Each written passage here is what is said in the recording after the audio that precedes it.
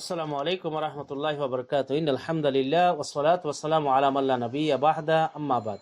সুপ্রিয় দর্শক, মনাহিল টিভির পক্ষ থেকে আপনাদেরকে স্বাগতম। আজকে আমি একটি বিষয় নিয়ে আলোচনা করব, সেটা হলো তারাবির নামাজ আদায় করার উত্তম সময়।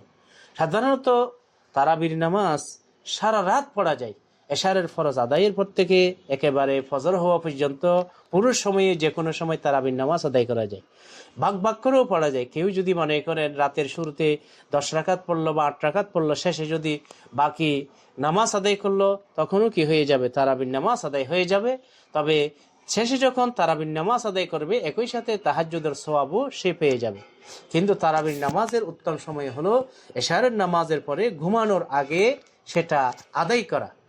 সে কারণে জমহুর ফুকাহা তাই বলেছেন, তারাবির নামাজ এশারের পর থেকে বিতিরের আগ পর্যন্ত কোনো কারণে যদি কেউ বিতির পরে পেলে, তারপরও কিন্তু সে তারাবির নামাজ বিতিরের পরেও সে আদায় করতে পারবে। এবং তারাবির নামাজ যদি কেউ এশারের পরে পড়ে ফেলে, বিতিরের নামাজ শেষ রাতের মধ্যে তাহাজ্জুদের পর আদায় করে, তাও সুযোগ রয়েছে।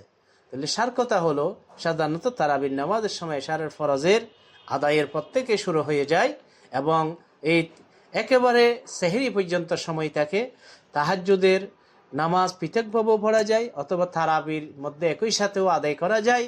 যদি সে সেই রাতের মধ্যে তাহাজ্জুদের নামাজ পড়ে, তারাবি পড়ে তাহাজ্জুদ না পড়ে, বা তাহাজ্জুদ পড়ে তারাবি না পড়ে, তাহলে দুইটাই একসাথে গণনা করা যাবে।